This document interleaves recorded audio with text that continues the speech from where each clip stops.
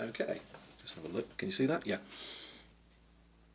This is the head of the XLH Ironhead.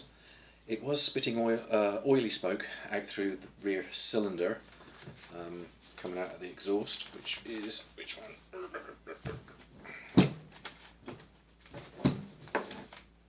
Coming out of the exhaust. So I knew oil was getting in the combustion chamber. A couple of videos ago we discussed this and we found oil on top of the piston in the rear cylinder. So that backed it up. When I took the cylinder barrel off, the piston rings were fine, so I can assume that it's not coming from underneath. The oil's not coming into the combustion chamber from underneath. Don't want oil in the combustion chamber, it's not a two-stroke. Petrol and air will be fine.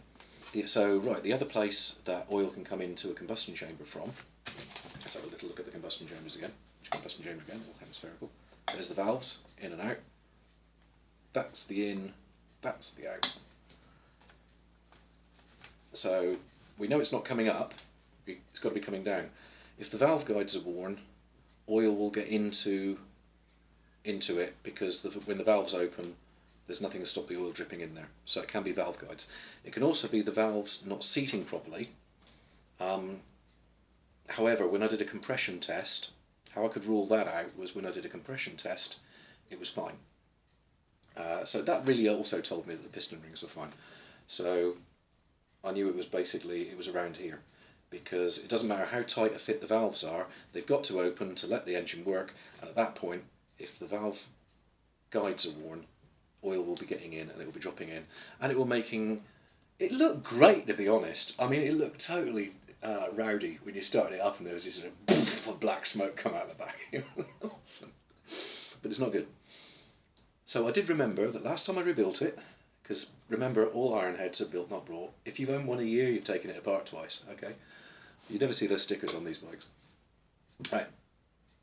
Previous time I took it apart, the valve spring was snapped and I replaced it, and I remembered that one of the valves was a tight fit, so I was guessing it was this one. I was guessing that when the valve spring snapped, it also bent the valve, and I'm surprised it lasted for about 300 miles. I just didn't need, put the damaged valve back in there and it was fine for about 300 miles, but it's finally had enough.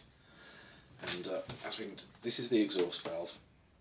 This is one, I was pretty sure that was the trouble, and you can wiggle that a lot. Not in the resolution you're watching at, but I can see that. Whereas the one on the back is just, oh my golly, it's so silky smooth and lovely. You'd think there was a needle roller bearing in there or something. It really is a lovely fit. So yeah, there shouldn't be any play at all in these things.